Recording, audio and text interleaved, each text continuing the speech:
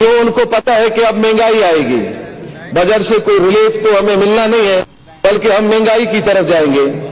अब महंगाई आएगी जिसकी बिना पर न फिर सेहत के मामला दुरुस्त होते हैं, न तालीम के मामला दुरुस्त होते हैं, न ही अवाम के मसाइल दुरुस्त हो सकते हैं। इस बजट के अंदर सेहत के हवाले से जो बजट मुख्तस किया गया है, मैंने बजट के दस्तावेजात को जब पढ़ा जो मुझे मुयस्सर हुए, उनको मैंने जब देखा तो 114 अरब रुपए 40 करोड़ 114 अरब 40 करोड़ रुपए मुख्तस किए गए सेहत के लिए। इसमें जब मैंने देखा बल्दिया टाउन के लिए कि जो मेरा हलका है इसके लिए क्या है, तो कुछ खुशी हुई कि दिल के अमराज के लिए एक डिस्पेंसरी कायम हो रही है, उसके लिए कुछ बजट का कुछ हिस्सा पास किया गया है। अच्छी बात है, अच्छी बात को सराहना भी चाहिए। मगर 10 से 12 साल हो गए इस डिस्पेंसरी को बनते हुए, आज तक ये डिस्पेंसरी कायम नहीं हुई है, और आगे भी मेरे ख्याल में बजट दस्तावेजात के मुताबिक 2020 में जाके इसको या 21 में जाके इसको मुकम्मल होना है। और इसके अलावा दिल के अमराज के अलावा बल्दिया टाउन 10 से 12 लाख की आबादी है, वहां पर कोई सरकारी हॉस्पिटल नहीं है। आरसीडी हाईवे रोड पर बल्दिया टाउन कायम है, जिसमें उस रोड की पर आया दिन खतरनाक एक्सीडेंट और इसके अलावा वहां पर लोगों की अमवात वाक़या हो जाती है। वहां पर ट्रामा सेंटर की जरूरत है। और इसके अलावा मैं कई मरतबा मेरे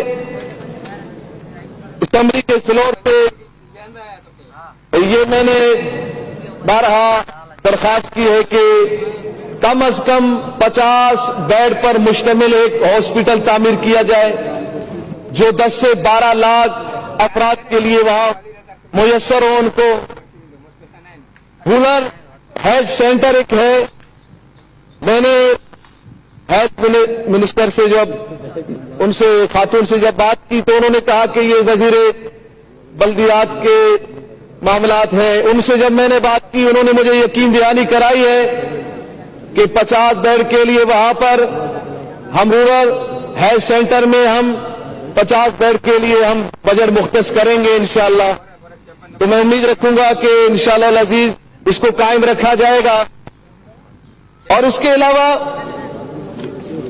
तालीम के हवाले से यह है कि जब मैंने बजट के दस्तावेजात को देखा तो इसके हवाले से बल्दिया टाउन में कोई नया स्कूल तामीर नहीं हो रहा, और फिर नया स्कूल अपनी जगह पर जो पुराने स्कूल है उनकी हालत भी बहुत खस्ता है, बहुत बुरी हालत है। इससे कबल भी मैंने इस असेंबली के सेशन पर मैंने बल्दिया टाउन के स्कूलों का मंजर मैंने पेश किया था कि कई स्कूलों के छत गिरने के मामलात है, कई डेस्कों का मसला है, कई बहुत सारे मसाइल है। परसों मैं एक स्कूल में गया तो वहां मैंने जो देखा, क्योंकि जो हम देखेंगे वो हम अपने हलके के हवाले से और अपने सूबे सिंध के हवाले से यहां पेश करेंगे इसको, ताकि उसकी दुरुस्तगी हो जाए।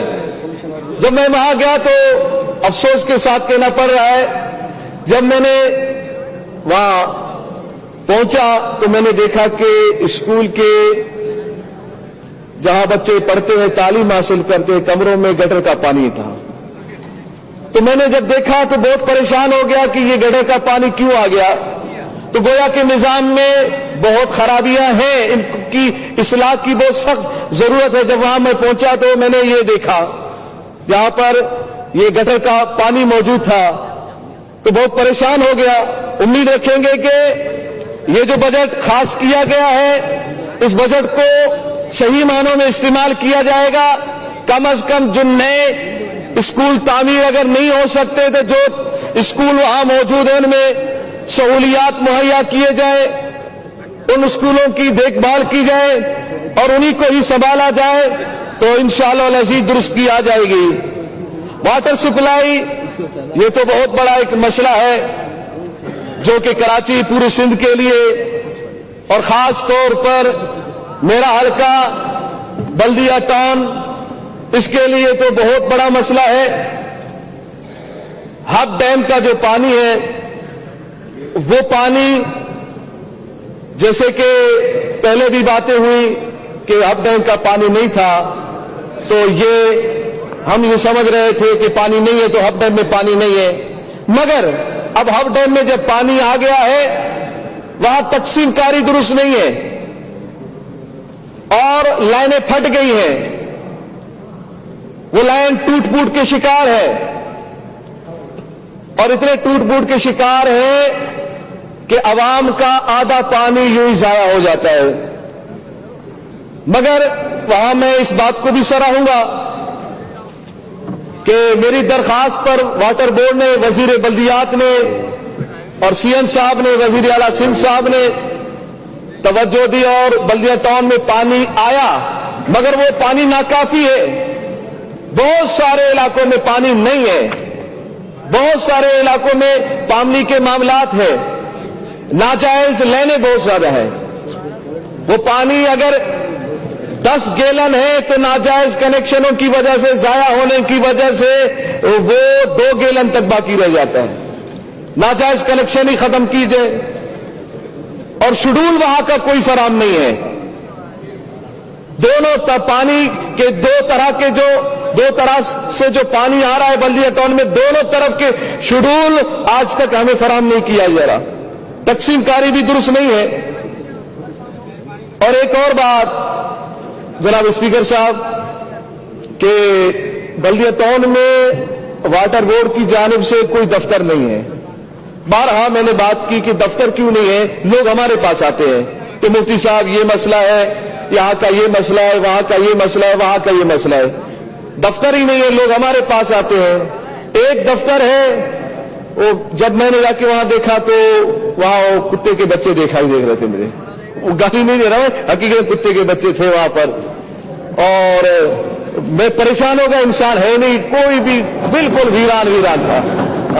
तो मैं परेशान हो गया कहां क्या मसला है। और बारहा मैंने वहां पर लोगों को, जिम्मेदारों को आगाही दी कि इसको जरा इंसानों के लिए बनाया जाए, यहां पर कोई सिस्टम बनाया जाए, लोगों की शिकायत को सुने ताकि लोग अपनी बात को आप तक पहुंचा तो सके।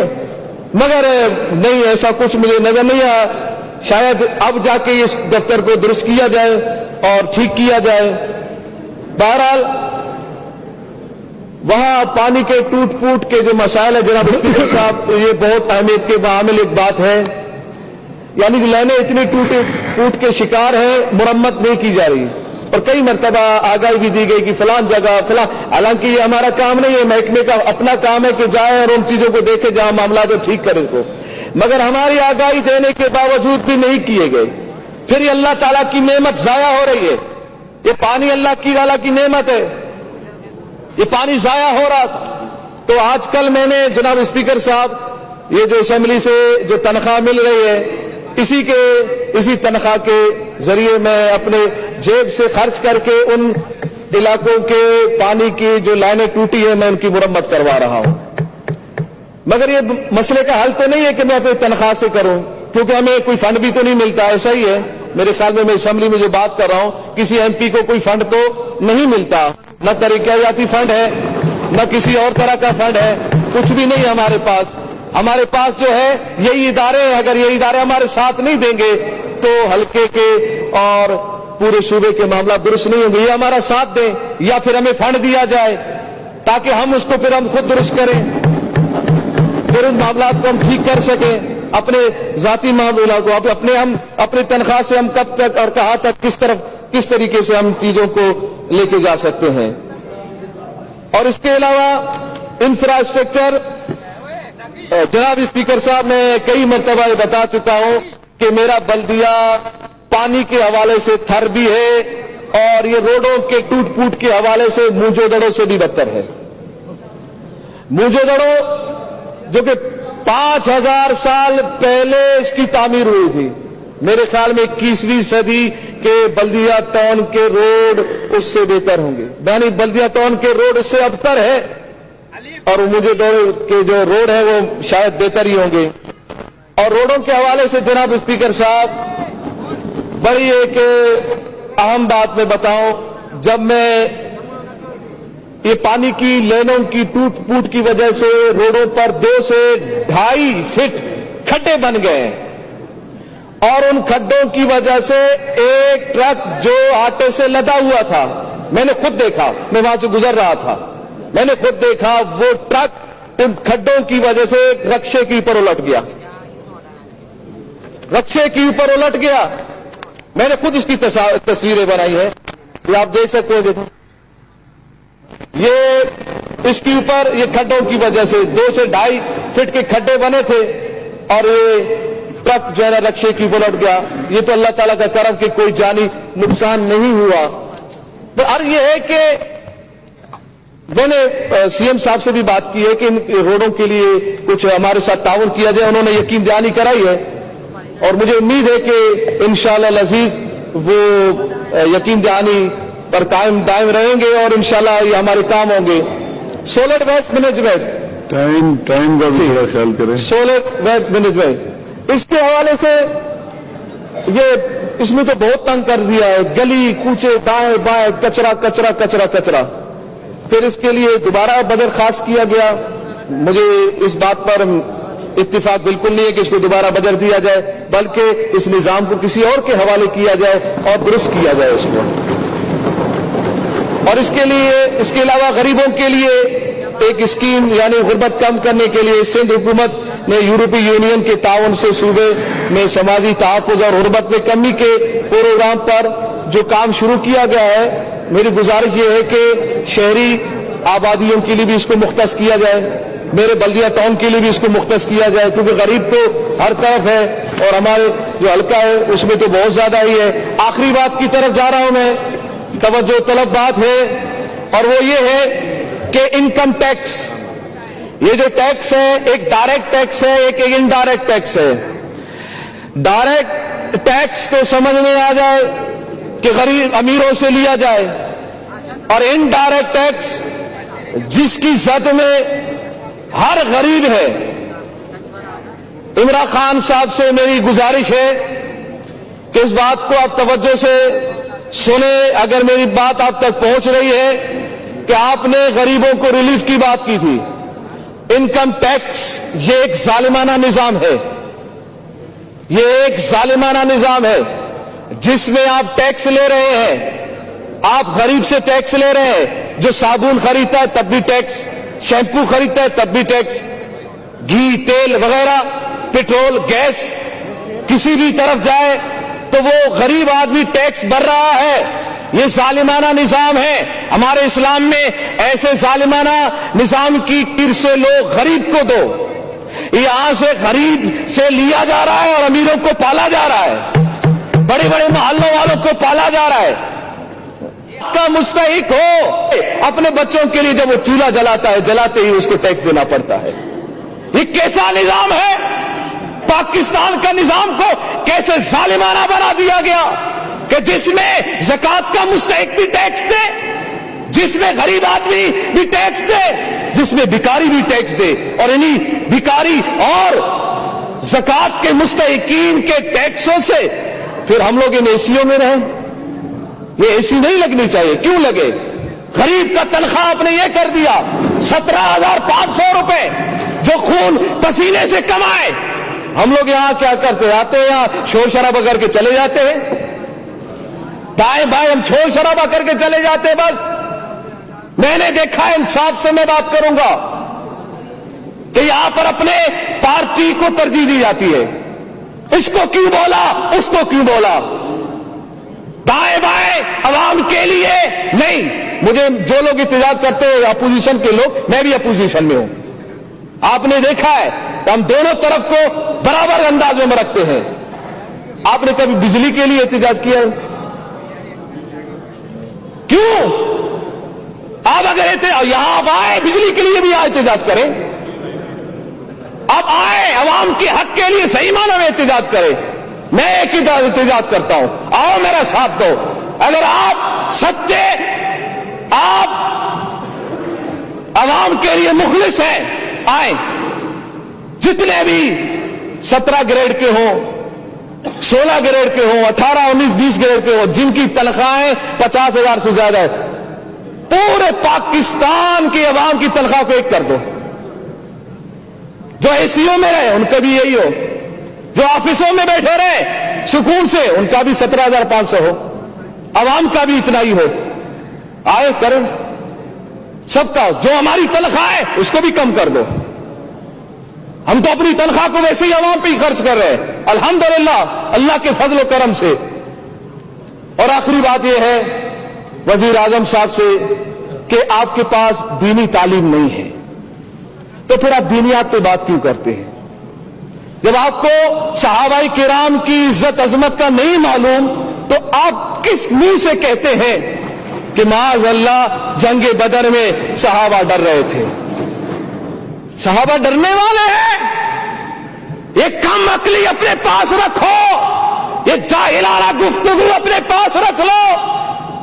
میرے پیارے محبوب علیہ السلام کے صحابہ جو میرے پیارے محبوب علیہ السلام کے دائیں بائیں پروانوں کی طرح آپ کی حفاظت کرتے تھے، وہ اپنی جانوں کی پرواہ نہیں کرتے تھے. جنگ بدر کی بات کرتے ہو، تمہیں بچوں کا واقعہ معلوم نہیں؟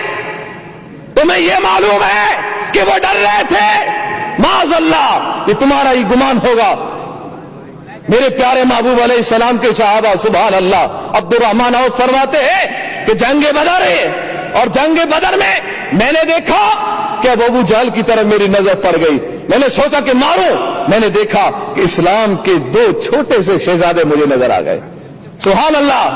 اور وہ 2 چھوٹے شہزادے پوچھ رہے تھے کہ چاچو بتاؤ یہ کون ہے ابو جہل جو مصطفیٰ جان رحمت کو گالیاں دیتا ہے؟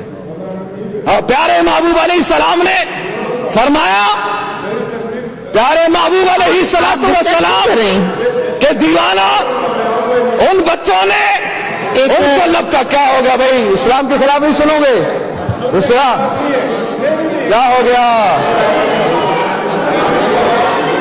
سبحان اللہ. یہ حال ہے. دیکھیں پی ٹی آئی والوں کو جب میں دین کی بات کرتے ہیں تو اس طرح ان کے یہ معاملات ہوتے ہیں. ہاں میں تو پیارے محبوب علیہ السلام کی صحابہ کی بات کر رہا ہوں، صحابہ کی عظمت کی بات کر رہا ہوں. آپ کو چاہیے تھا اس کے اندر بھی بولتے کہ میں صحابہ کرام کی جس نے گستاخی کی ہے، جس نے بے ادبی کی ہے، ہم اس کو تسلیم نہیں کرتے ہیں. ہمارا قائد تو محمد رسول اللہ ہے. ہم دنیا میں کسی کو قائد نہیں مانتے ہیں. قائد اگر مانتے ہیں تو ہم رسول اللہ کو مانتے ہیں، صحابہ کو مانتے ہیں، ابو بکر صدیق کو مانتے ہیں، عمر فاروق کو مانتے ہیں، حیدر کرار کو مانتے ہیں، حسن حسین کو مانتے ہیں، ہم جام 12 امام کو مانتے ہیں، ہم ائمہ سنت کو مانتے ہیں. ہم کسی کو نہیں مانتے ہیں جو میرے صحابہ کے شان میں بولے گا ہم اس کی زبان کو کاٹ کے رکھ دیں گے. ہماری جانیں مصطفیٰ جان رحمت کا قربان ہے. یاد رکھیے گا یہ دیوانے تم کہتے ہو صحابہ ڈرتے تھے، صحابہ ڈرتے تھے. لانا 1400 سال کے بعد بھی یہ سینے پر گولی کھانے کے لیے رسول اللہ کے لیے میں تیار ہوں. جب 14 سال کے بعد یہ دیوانہ تیار ہے تو میرے مصطفیٰ کے صحابہ کو تم برا بلا کہو گے؟ لانا میرے پیارے محبوب علیہ السلام سے محبت کرنے والے ایسے نہیں تھے. انہوں نے اپنی جان کا نذرانہ پیش کیا. ان پر یہ تہمت مت باندھو.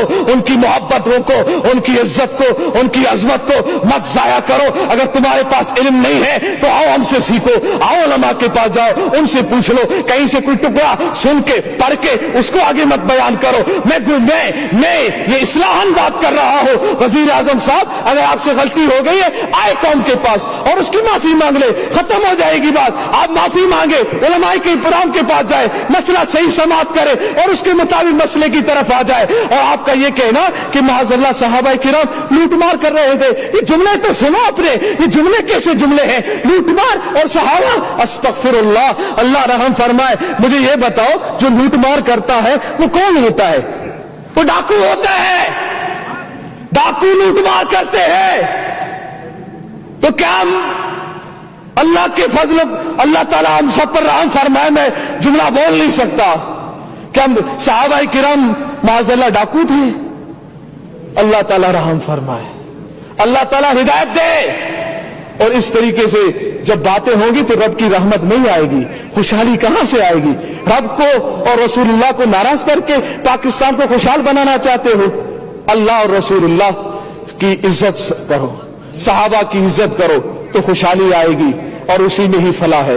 लब्बैक लब्बैक लब्बैक या रसूल अल्लाह सल्लल्लाहु अलैहि वसल्लम, ताजदारे खत्म नबुव्वत, जिंदाबाद जिंदाबाद जिंदाबाद। मैडम, मैं अपने भाई को एक चीज क्लियर कर दूं कि इधर लीडर ऑफ ऑपोजिशन से जो बात हुई थी कि मेंबर्स एमपीए साहबान 15 मिनट बात करेंगे, पार्लिमानी